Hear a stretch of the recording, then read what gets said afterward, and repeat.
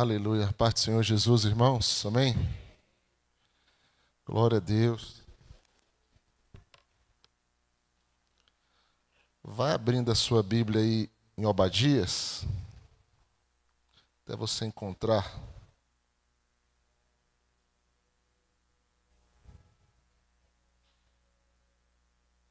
Acharam Obadias? Amém, glória a Deus. Só tem um capítulo, né? Facinho de ler, né, irmãos? Dá para ler hoje, não dá? Aleluia, hein? Irmãos, então... Abadia 1, verso 3. Dois assuntos estavam no meu coração hoje, dois assuntos assim. E eu já estou pregando já 2 domingos seguidos. Eu falei, domingo agora eu não vou ministrar, não. Só que eu estava com 2 assuntos no meu coração. Um era soberba, o outro era misericórdia. E quando eu comentei esses assuntos com o pessoal lá em casa, não, você vai ter que pregar isso aí, você tem que pregar. É assunto que pega muita gente, sabe, irmãos? E são assuntos que a gente já pregou. Mas Deus sempre acrescenta, né? Deus sempre traz coisas novas. E o versículo 3 de Obadias diz assim: a soberba do teu coração te enganou. Ó tu que habitas nas fendas das rochas, na tua alta morada, e diz no teu coração: quem me deitará por terra? Vamos orar? Pai, nessa manhã nós estamos aqui reunidos em teu nome, para a tua glória. Nós pedimos, ó Pai, em nome de Jesus, que o Senhor, ó Deus, venha falar conosco nessa manhã, revelar a tua palavra ao nosso coração, às nossas vidas. Ó Pai Santo e Pai querido, que o Senhor possa, nessa manhã, Senhor, ó Deus, falar com a tua igreja, pelo teu Espírito, e glorificar o nome de Jesus. Meu Deus, Espírito Santo de Deus, toma esse lugar, toma nossas vidas, toma a tua palavra, glorifica o nome de Jesus, e toda obra de Satanás na nossa vida, dos nossos corações, sejam desfeitas, para a glória do nome do Senhor Jesus Cristo, em nome de Jesus. Amém. Glória a Deus. Aleluia. Vocês sabiam que Deus habita em 2 lugares? Sabia? Deus habita em 2 lugares. No céu e no coração contrito. No coração humilhado. No coração quebrantado.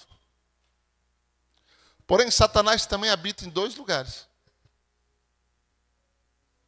Obrigado. Habita em 2 lugares. No inferno e no coração altivo. E no coração orgulhoso. E quanto mais eu estudo esse assunto, quanto mais eu analiso essa questão do orgulho, da soberba, do coração humano, mais eu me assusto e vejo o tanto que o povo de Deus, os crentes, os cristãos, eu carregamos orgulho em nosso coração. E parece que a gente se acomoda com isso, né? A gente vive uma vida cheia de direitos, cheia de exigências. E o texto de Obadias, olha só as coisas chegando, ó. Que benção, está vendo? Ó, isso é revelação, viu, irmão? E o texto de Obadias, ele traz uma definição para a soberba, que ela é fundamental, ela é impressionante, ela é tremenda. O texto diz: a soberba do teu coração te enganou. Irmãos, se nós pudermos nessa manhã, pela graça de Deus, compreendermos um pouco do que significa isso que Ele está dizendo para nós, isso vai nos ajudar muito. Primeiro eu gostaria de analisar aqui. Será que nós somos orgulhosos? Será que tem gente orgulhosa aqui de manhã? Tem alguém orgulhoso aqui, não? Sim ou não? Tem? Quem acha que não é, provavelmente é o que é mais.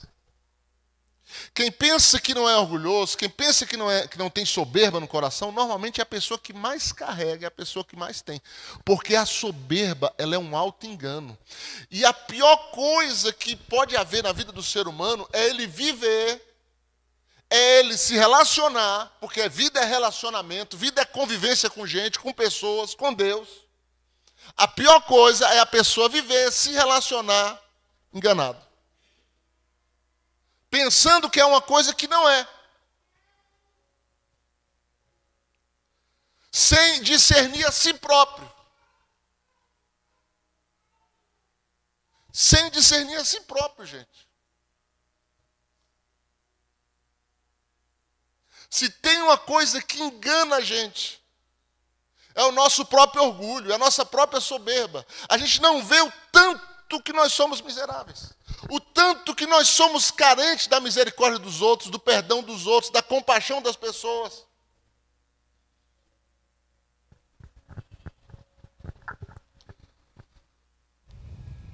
Por isso que muitas vezes a prosperidade na vida de uma pessoa é a queda dela.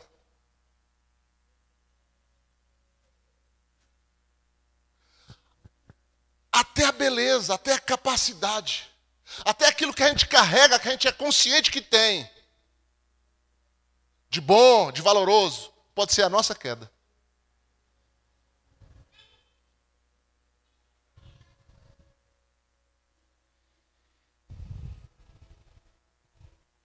O orgulho, ele cega o entendimento das pessoas. Todas as pessoas orgulhosas vivem um auto-engano.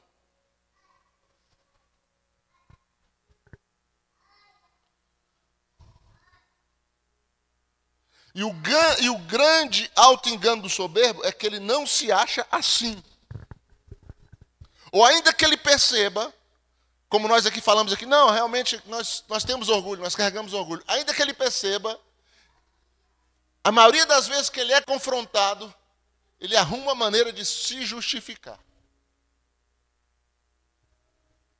Ah, mas também eu tinha razão de fazer aquilo. Ah, mas também você viu como aquela pessoa é e tal. Normalmente a gente está sempre observando, e quando nós estamos cada vez mais cheios de si, cheios do nosso orgulho, das nossas razões, a gente sempre está vendo com facilidade o defeito das outras pessoas sem enxergar o nosso. E o que é isso? Soberba no coração.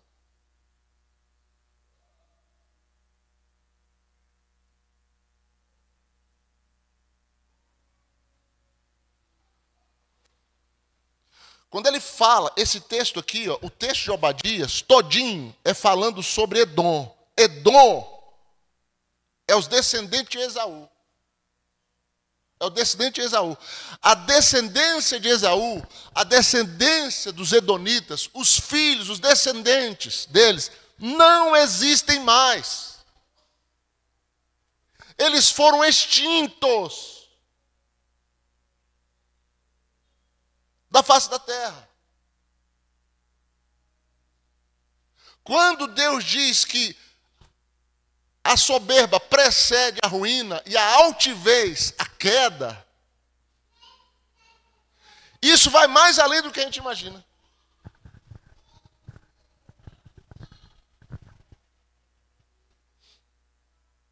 Então os edonitas, eles não existem mais. E aí você vai olhar para Esaú, será que Esaú foi soberbo? Será que Esaú foi orgulhoso? Gente,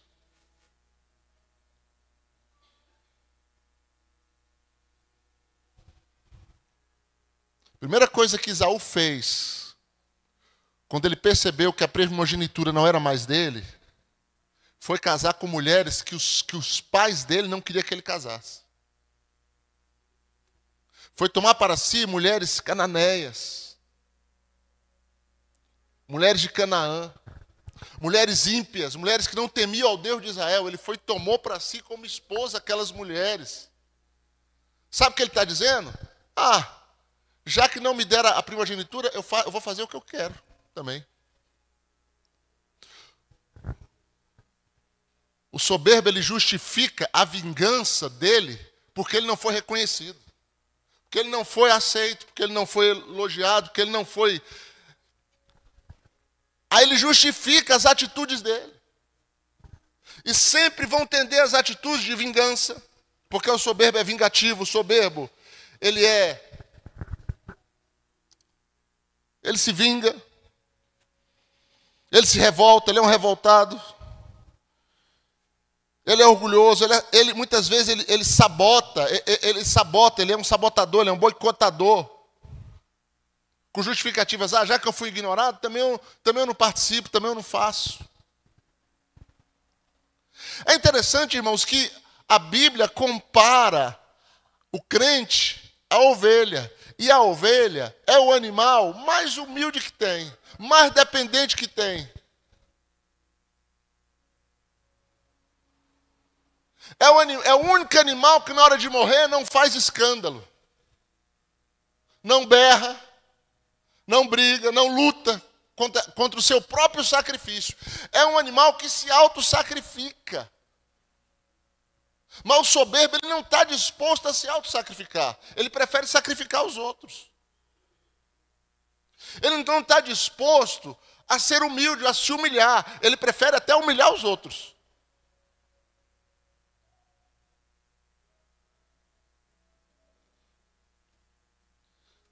A Bíblia diz, Tiago diz, humilhai-vos perante a mão potente do Senhor, vosso Deus, e Ele vos exaltará.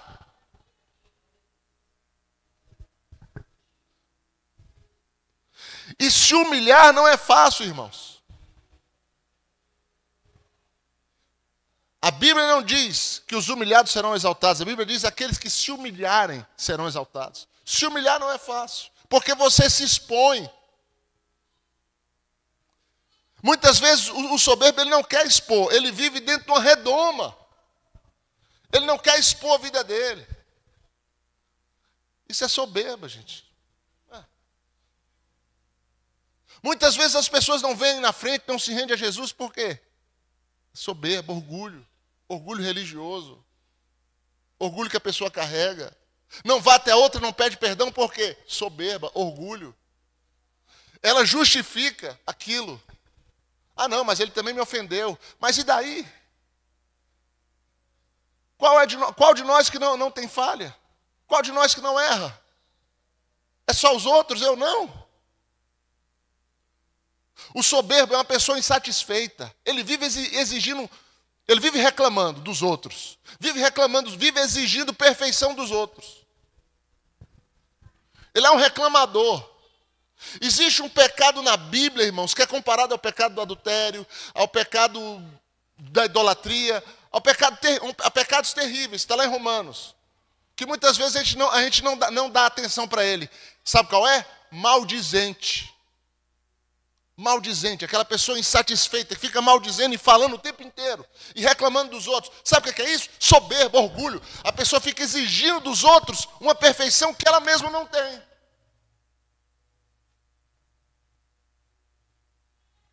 Porque se eu reconheço que eu não sou perfeito, que eu não sou melhor, e que eu erro, por que eu vou exigir dos outros uma perfeição que eu mesmo não carrego?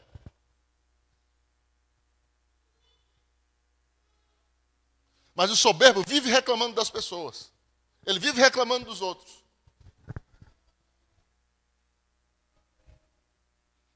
O problema não é ele, o problema é a mulher. O problema não é ela, o problema é o marido. O problema não é ele, o problema é a igreja, o problema é o irmão. E ele vive dentro desse auto-engano e não consegue se discernir a si próprio. Que ele é o problema. Que ele faz parte do problema.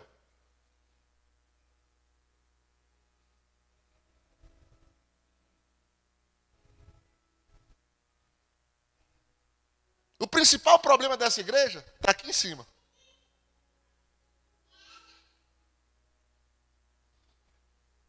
Se a igreja vai mal, pastor, é porque o pastor vai mal também.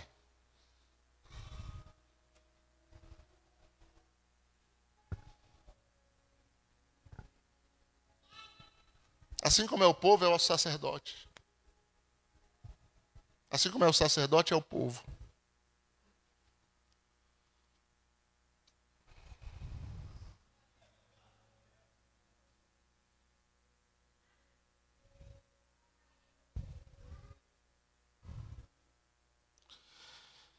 Então os edonitas, ou os filhos de Esaú, Abacuque vai falar com eles. Sabe qual é o problema de vocês? A soberba de vocês. E essa soberba enganou vocês. E fez vocês irem por um caminho de extinção.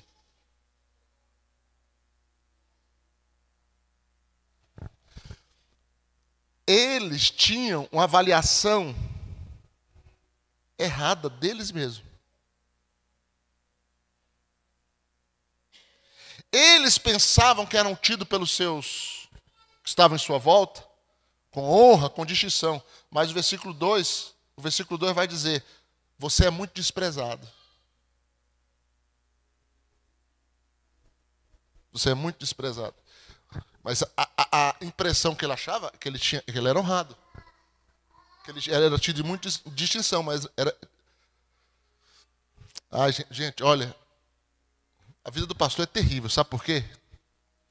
Porque às vezes ele traz palavras, e Deus comigo é assim mesmo, a gente traz palavras tão pessoais, tão pontuais, que é muito mais fácil eu estar entregando numa igreja que eu não conheço ninguém, do que eu estar entregando na igreja que às vezes eu conheço um irmão ou outro, o irmão está falando, o pastor está falando isso porque o pastor sabe da minha vida, me conhece, e não considera que é Deus.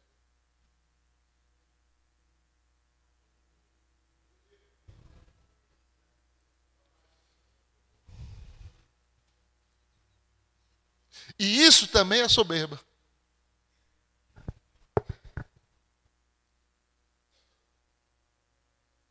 Então eles achavam que estavam tidos em honra, mas eles eram desprezados, porque infelizmente o soberbo afasta as pessoas dele devagar.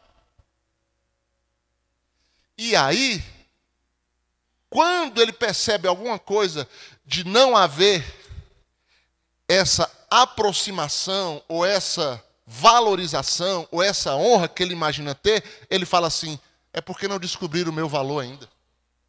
As pessoas não descobriram o meu valor ainda. Quando elas descobrirem, elas vão mudar de opinião ao meu respeito.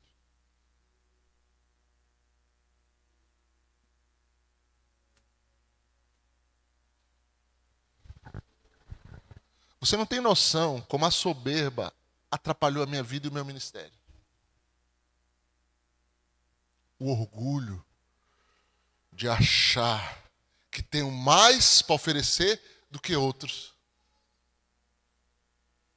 De achar que sei mais. De achar que a minha revelação é melhor. A minha palavra está em outro nível.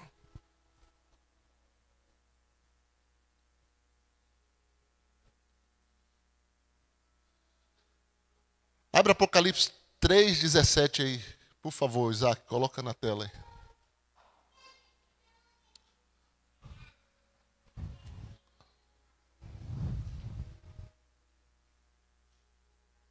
Essa igreja é a igreja de Laodiceia.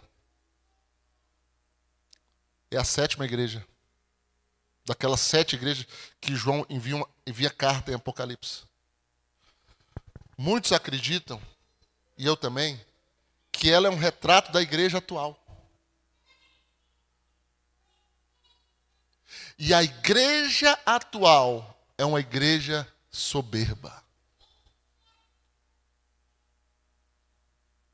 E a gente está criando cada vez mais crentes mais soberbos. Sabe por quê?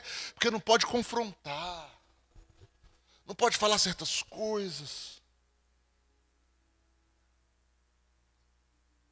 Vamos mais pelo caminho do amor, pelo caminho, sendo que o amor é corretivo. Sendo que o amor é aquele que mostra a verdade. E eu vou dizer uma coisa para você, não tem coisa que mais confronta, que mais dói, que mais vem contra o nosso orgulho do que a verdade. Porque a verdade nos denuncia. Aí você fica com o teu orgulho, meu Deus, como é que eu vou admitir que eu sou um mentiroso? Como é que eu vou admitir que eu sou um adúltero? Como é que eu vou admitir que eu falo mal dos irmãos, da irmã? Como é que eu vou admitir isso?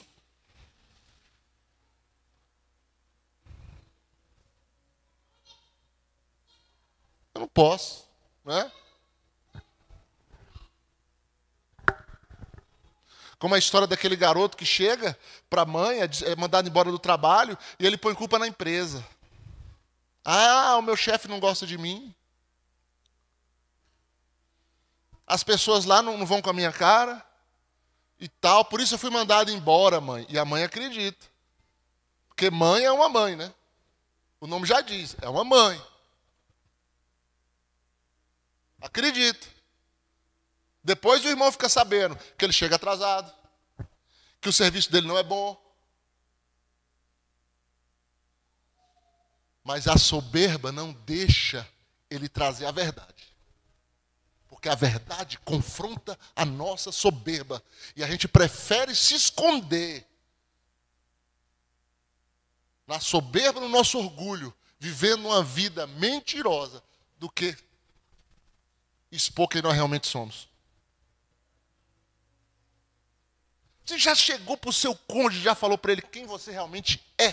Você já reconheceu quem você realmente é e abriu o seu coração para ele, para você melhorar o seu casamento, aperfeiçoar o seu casamento, melhorar a sua união?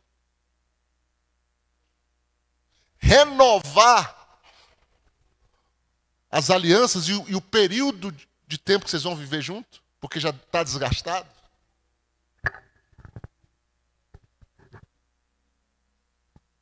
Mas a soberba não deixa fazer isso.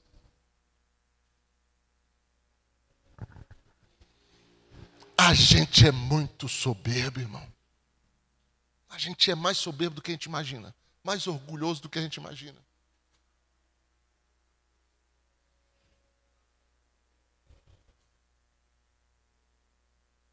Agora olha essa igreja aí.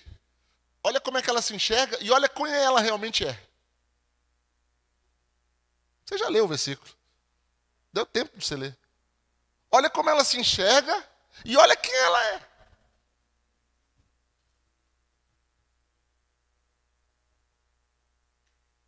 Mas materialmente, ela é assim mesmo. Ela tem posses, ela tem poder. Mas ela é tão soberba que ela não consegue enxergar que a realidade dela é uma realidade de miséria, de nudez e de cegueira.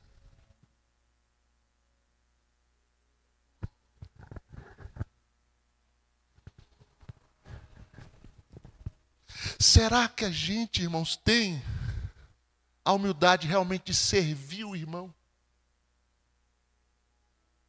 Ou é só aparência? Ou é só pensando no retorno? Porque Jesus falou, se você serve, se você dá, se você ajuda somente aquele que pode te retribuir, você já recebeu o seu galardão, que foi a retribuição. Já recebeu.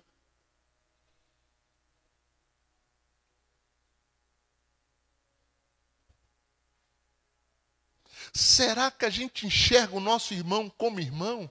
Tem pessoas que enxergam o irmão como inimigo, como concorrente, como pessoa desagradável. Quer dizer que as pessoas têm que ser como eu quero? As pessoas têm que me agradar?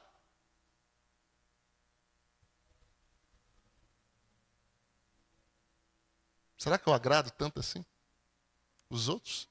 Para exigir que os outros me agradem? Mas olha aqui, ó. Ela diz, estou rica, abastada e não preciso de coisa alguma. E nem sabes tu que és Infeliz? Sim. Miserável, pobre, segue nu. Como é que é? Ela não sabe. Sabe por quê? Porque ela é soberba. E a soberba é um alto engano. Está no estado miserável e não sabe. Está andando assim, ó, mas é um miserável. Está com o nariz para cima. Porque Deus fala comigo, porque Deus isso. Mas é um miserável, gente. Não tem compaixão das pessoas. Pisa nos irmãos. Pela primeira vez na minha história de evangélico, eu vi um pastor, porque hoje a internet fica tudo popular, né? Eu vi um pastor ser tirado da sua função por autoritarismo. Por tratar mal os irmãos. Por ser tirano, arrogante. Você precisa ver a nota da igreja falando dele, horrível. A pessoa famosa. Primeira vez que eu vejo isso. Normalmente é adultério, não sei o quê. Mas por ser soberbo, por ser orgulhoso, por ser arrogante, por ser dominador, por ser autoritário, é a primeira vez.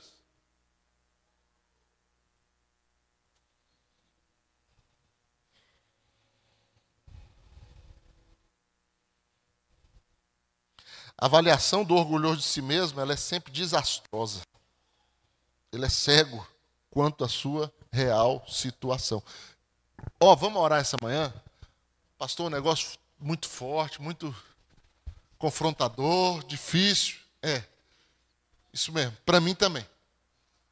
Vamos orar nessa manhã e falar, Deus, abre os meus olhos para mim olhar para mim. Primeiro para mim, antes de olhar para os outros. Olhar primeiro para mim.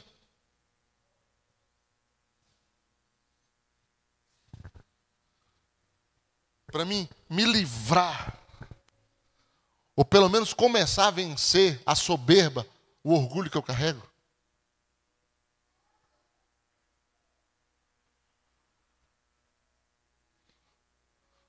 O soberbo ele não tem paciência com os fracos. Não tem paciência com os fracos. Não tem misericórdia.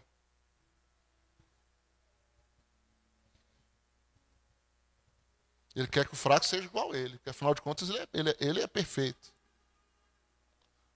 Ora, ele tem um problema, a fraqueza, você tem outro, o orgulho excessivo. Todos têm problema.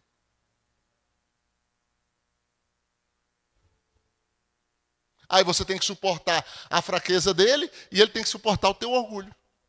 Aí a gente convive.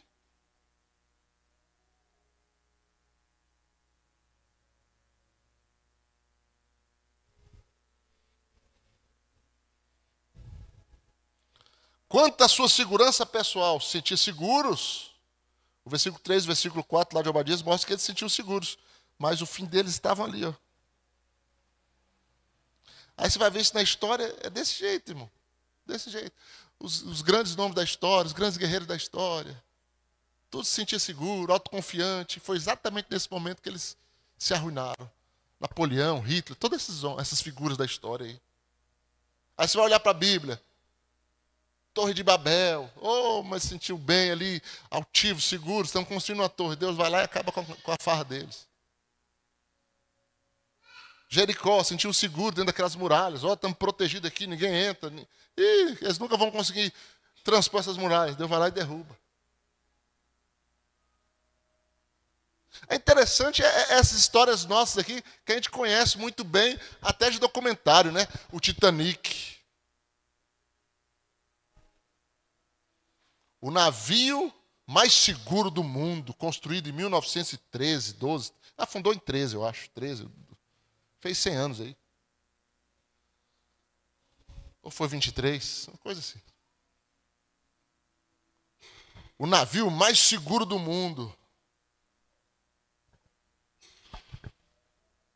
Uma imponência para a época. Uma grandeza da arquitetura, do conhecimento do homem, do que o homem pode fazer, do que o homem pode construir. E um dos seus construtores, a gente não sabe, mas muito tende a ser verdadeiro, que dizem que um dos seus construtores chegou a dizer, esse navio nem Deus afunda. Nem Deus afunda, tão seguro que ele é. Na primeira viagem, foi a viagem inaugural, não foi a segunda, não foi a terceira, foi a viagem inaugural.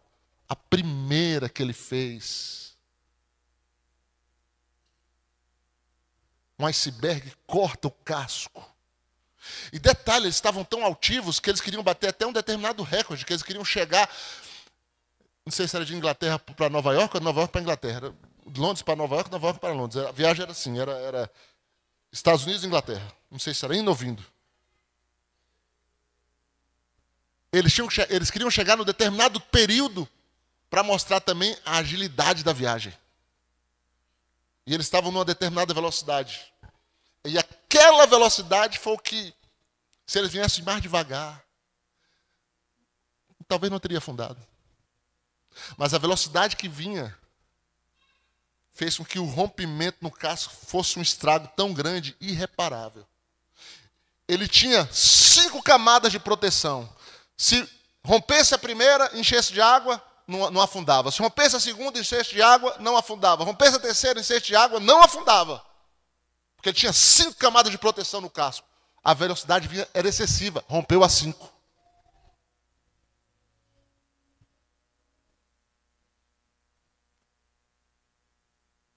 1.500 pessoas morreram nesse acidente. A soberba faz a gente achar que tem uma segurança, né? A gente achar que a gente não vai. É igual o adolescente, né? Muitas vezes o jovem, ele tem muita soberba no coração porque ele pensa que não vai ficar velho, ele pensa que não vai morrer, ele pensa que a vida não vai acabar, ele pode fazer o que quiser, ele pode brigar com o pai, com a mãe, ir para a rua, aprontar, e usar droga e fazer tudo, porque afinal de contas eu sou jovem, eu tenho muita vida pela frente e tal, por mais vir um acidente, acabou.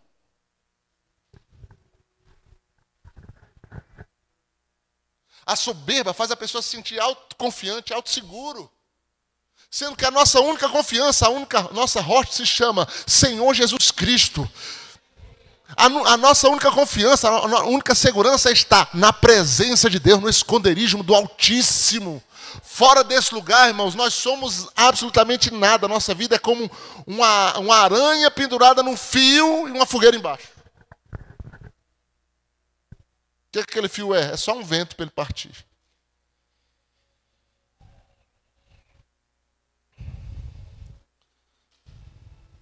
Eles se achavam sábios, mas a palavra do Senhor diz que eles não há entendimento em Edom, não há sabedoria. Sábios segundo a carne, sábios carnais, ignorantes espirituais, valorizavam o que é humano, desprezavam o divino.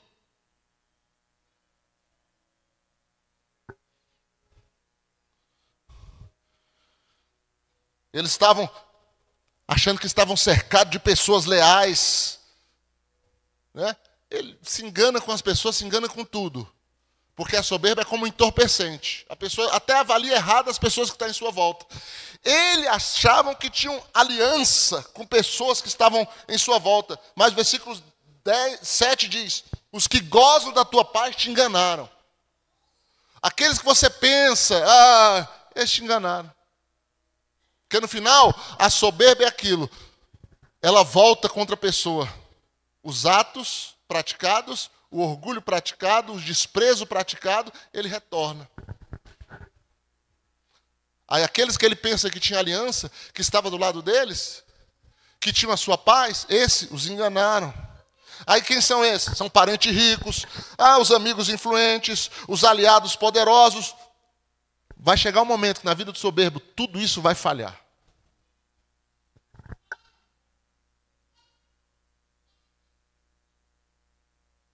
Não estou dizendo que uma pessoa não pode ajudar, que um irmão não pode ajudar. Mas vai chegar um momento que tudo isso vai falhar.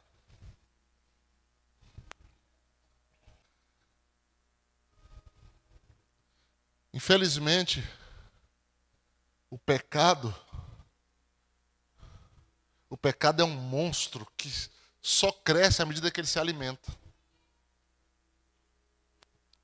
E a soberba faz parte desse crescimento.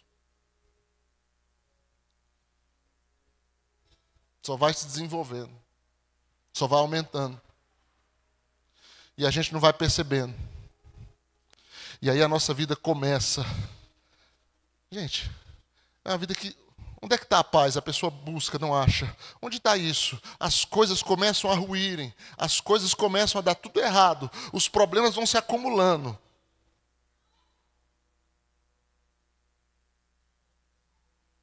E muitas vezes aquilo é o quê? É o resultado da nossa soberba, da nossa arrogância, daquele nosso comportamento.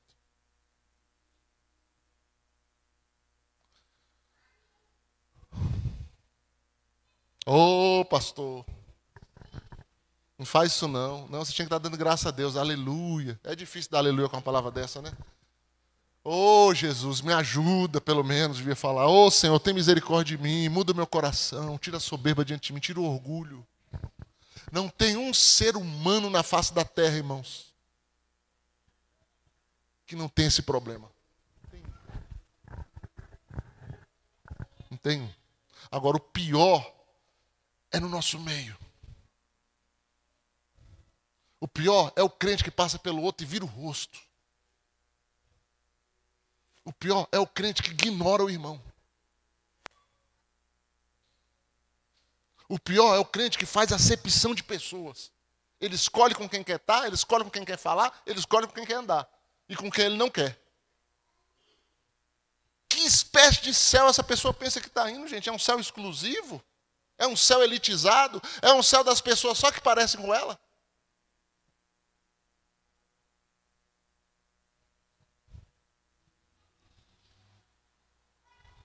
Não sai um elogio da boca. Um elogio da boca. Para motivar alguém, para motivar um coração.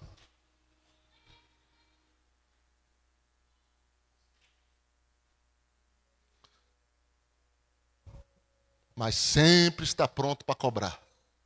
Sempre está pronto para exigir. Sempre está pronto para apontar. Sempre está pronto para ver os defeitos.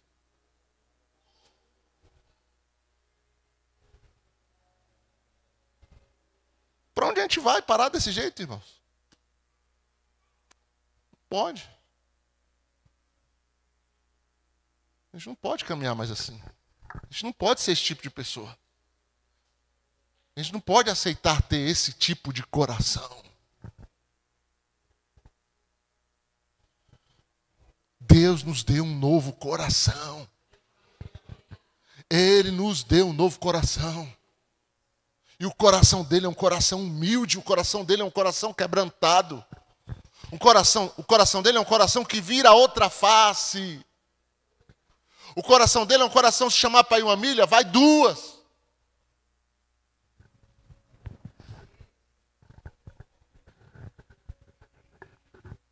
Eu fui visitar um irmão ontem,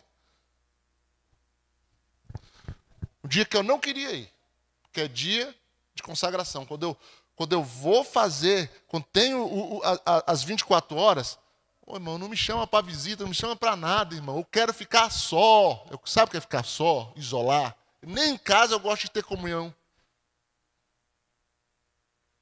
Porque realmente eu aproveito aquele momento. Porque eu sei que todo mundo está orando, eu aproveito para me aprofundar em Deus. Mas eu fui. Eu fui, porque era uma emergência, eu fui. Aí eu fiz a visita. Aí quando eu estou indo embora, eu falei, gente, 100 metros daqui tem outro irmão. E eu vim tão longe. Se esse irmão souber que eu vim aqui e não fui na casa dele, ele não vai entender. Ele não vai entender. E ele vai ficar magoado. Agora eu vou ter que ir lá também. Não queria fazer visita nenhuma, fiz duas. E graças a Deus por isso, irmão. Né? Porque o nosso coração tem que ser assim, irmão. Tem que ser assim. A soberba constrói crentes fingidos, que dá uma paz do Senhor falsa, que dá um sorriso de plástico para o outro, que não é realmente sincero.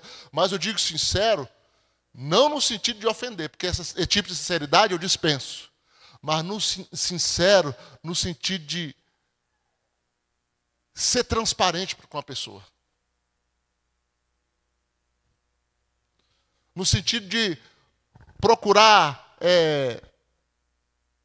abrir o coração, procurar ver a pessoa com outros olhos, olhar com misericórdia, procurar ser uma pessoa verdadeira nos sentimentos e se esforçar para expressar aqueles sentimentos.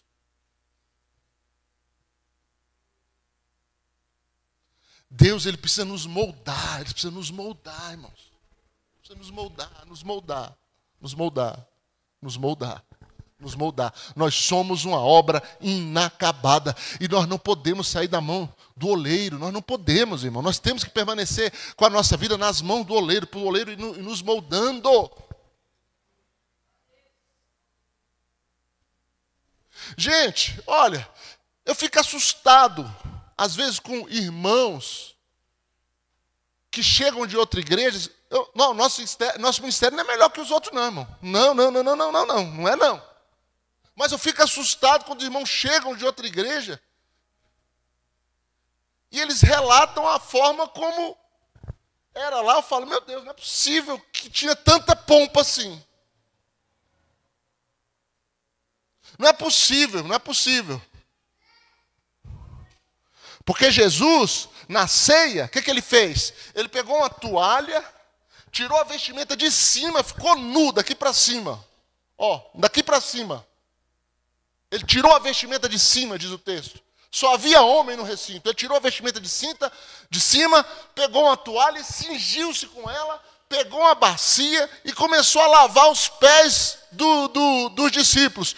Hoje, os líderes, irmão, pelo amor, os líderes, você tem que lavar os pés dele, beijar os pés dele, trazer coisa na mãozinha dele, paparicar ele, carregar ele no colo.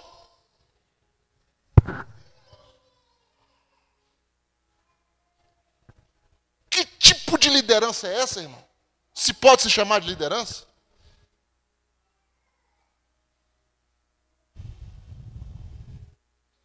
Isso é soberba encarnada. Soberba encarnada. A pessoa quer título. Ela quer título, quer posição. Quer que as pessoas fiquem beijando a mão dela. Jesus não, Jesus se humilhou por discípulos, lavou os pés.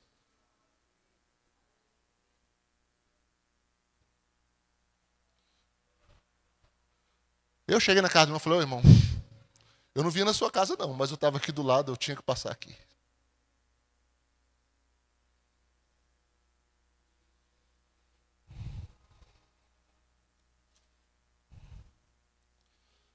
Gente, dá vontade de terminar, mas não dá vontade de continuar falando, eu não sei o que eu faço.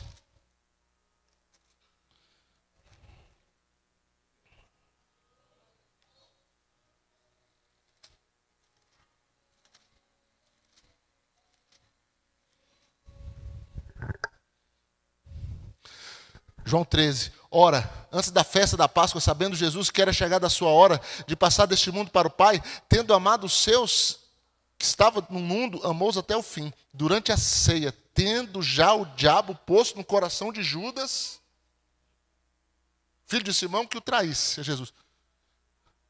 Quem é o orgulho encarnado, senão Satanás?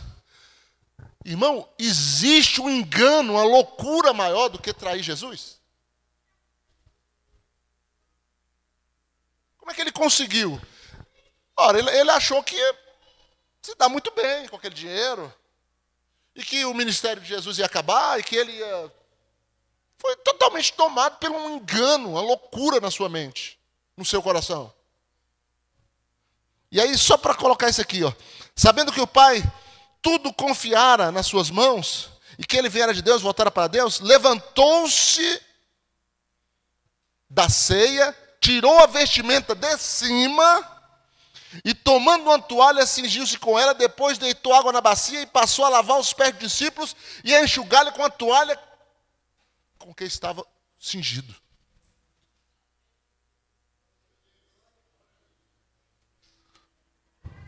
Só uma coisa, a humildade tem que ser autêntica. Assim como a soberba é. A soberba não tem como disfarçar, mas a humildade tem como disfarçar. A pessoa fingir que é humilde. Isso aqui não foi programado. Isso aqui foi espontâneo. Isso aqui não foi para impressionar. Isso foi uma atitude de quem Jesus realmente era.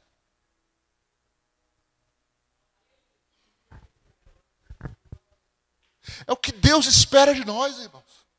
Uma atitude espontânea de quem realmente nós somos. Não é para impressionar o irmão, não é para chamar atenção, não é para mostrar que nós somos mais do que os outros, porque isso é soberba. Existe soberba na aparência de humildade.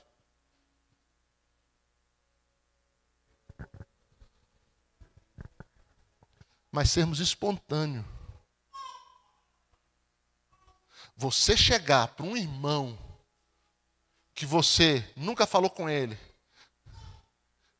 que você até o ignora, você chegar para ele assim e falar: ô meu irmão, deixa eu te dar um abraço, deixa eu orar por você, você precisa de alguma coisa, eu quero te servir.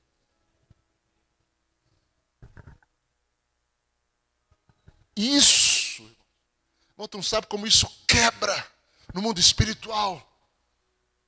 Barreiras, divisões, casta de orgulho na vida da pessoa. Como isso te coloca no outro nível de intimidade diante de Deus.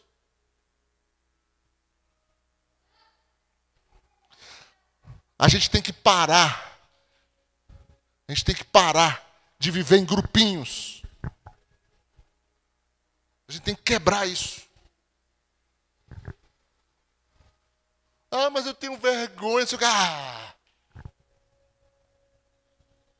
Testemunha do evangelho não pode ter vergonha não, ué.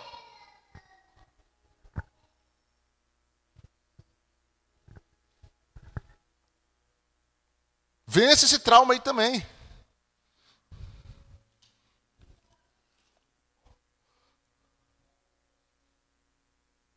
Ó, verso 13, aí eu termino. Vós mesmos chamai de mestre e senhor e dizeis bem, porque eu sou. Eu sou. Eu sou isso mesmo, sou mestre, sou o senhor. Ora, se eu sendo o senhor e mestre vos lavei os pés, também vós deveis lavar os pés uns dos outros. Ou seja, se eu fui humilde o suficiente para me agir com vocês dessa forma, é assim que eu quero que vocês ajam um com os outros.